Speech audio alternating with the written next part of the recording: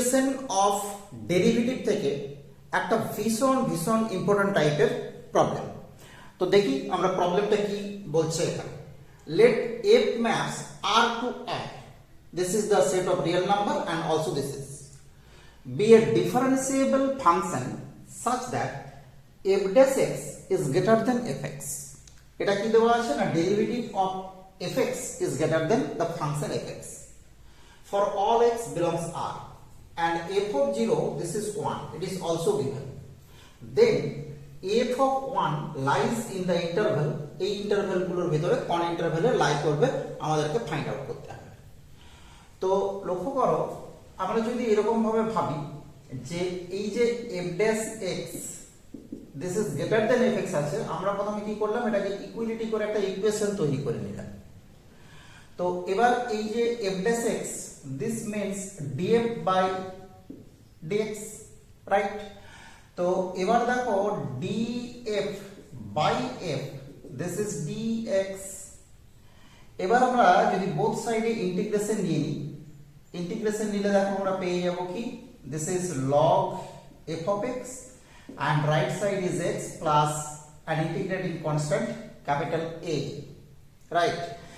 এবার দেখো এখানে আমাদেরকে কি বলা আছে, একটা কন্ডিশন দেওয়া আছে f of 0 this is 1। এবার আমরা কি করছি না, বোথ সাইডে x equal to 0 পুট করছি, তার মানে পেয়ে যাচ্ছি log of f of 0 this is 0 plus a and this gives a, this is equal to log 1 and log 1 because because f of 0 this is given by 1 and log 1 is 0, so we get a, this is equal to 0।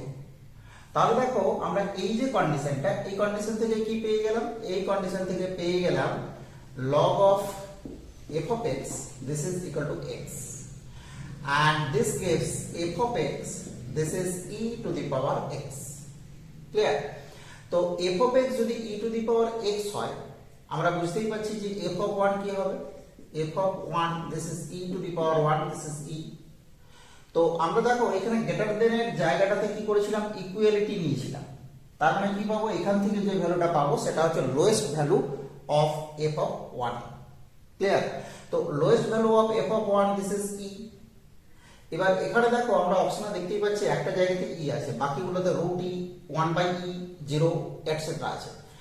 এবার আমরা যদি এই right সাইডটাকে একটু ভেবে নিতে চাই, আমরা দেখতেই পাচ্ছি যে x এর ভ্যালুটা যখন আমরা কি করব, ইনক্রিজ করব টু ইনফিনিটি, ইনফিনিটি ইনক্রিজ করব, e to the power x this is tends to also infinity, so f of x is tends to infinity as x tends to infinity। So এখান থেকে আমরা দেখো পরিষ্কার বুঝতে পেরে যাচ্ছি যে আমাদের এই f of 1 must be lies on e to infinity, okay? So our correct option is option number D। Very simple problem but interesting problem because we use the application or we use the property of derivative and integration we make here, okay? Thank you, দেখতে থাকো math A to Z।